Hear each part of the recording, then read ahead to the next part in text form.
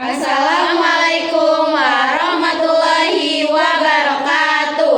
Kami dari kelompok 5 hari ini kami akan mereview cerpen legendaris karya Kunto Wijoyo yang berjudul Dilarang Mencintai Bunga-Bunga. Perkenalkan, nama saya Tiara Aurelia Reta yang membacakan tentang kesimpulan.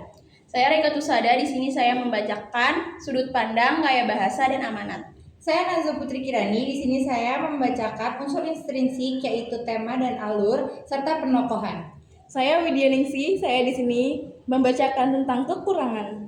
Saya Marcelina Stefani Mandalahi, saya di sini membacakan tentang latar. Saya Swati, saya membacakan penokohan. Assalamualaikum warahmatullahi wabarakatuh. Halo semuanya, saya Nazwa Putri Kirani. Saya di sini akan membacakan unsur intrinsik dari cerita pendek berjudul Dilarang Menyukai Bunga-Bunga. Dan saya juga akan membacakan penokohan yaitu Buyung. Yang pertama, tema perjuangan seorang anak buyung untuk mencintai keindahan dan mengekspresikan diri di tengah larangan atau pandangan sosial yang menganggap bahwa menyukai bunga bukanlah hal yang lazim bagi laki-laki. Tema ini juga mencangkup pencarian makna hidup dan kebebasan berekspresi. Yang kedua, alur. Menggunakan alur maju atau progresif, cerita ini digunakan dari kepindahan keluarga buyung ke rumah baru, keingintahuannya tentang tetangga kakek misterius, interaksi rahasia hingga konflik dengan ayahnya. Dan yang ketiga, ada penokohan.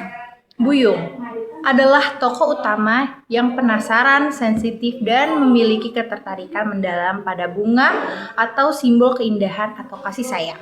Ia digambarkan sebagai anak yang berani dan menentang norma. Halo semuanya, perkenalkan nama saya Marcelina Stefani Mandalahi. Di sini saya akan menjelaskan tentang latar.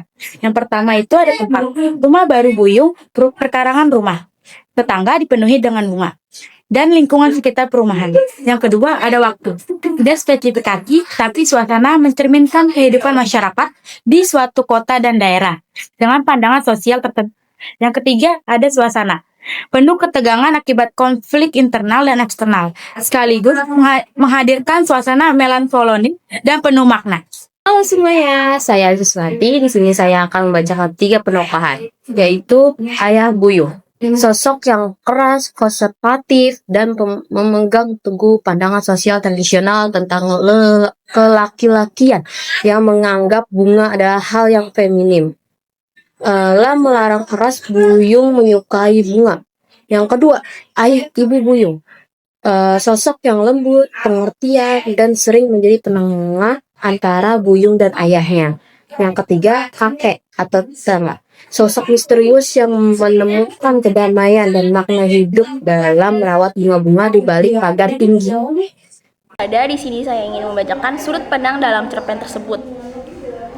Di dalam cerpen ini menggunakan sudut orang ketiga yang serba tahu dan pengamat, karena narator dapat menggambarkan perasaan dan pemikiran tokoh Buyung dan ayahnya. Di sini saya ingin membacakan gaya bahasa dalam cerpen tersebut.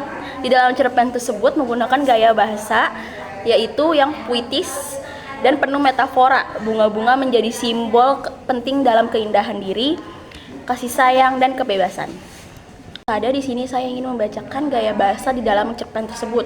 Di dalam cerpen tersebut, Kunto Wijoyo menggunakan gaya bahasa yang puitis dan penuh metafora. Bunga-bunga menjadi simbol penting dari keindahan, kasih sayang, dan kebebasan. Saya Tiara Aurelia Reta ingin membacakan tentang kelebihannya.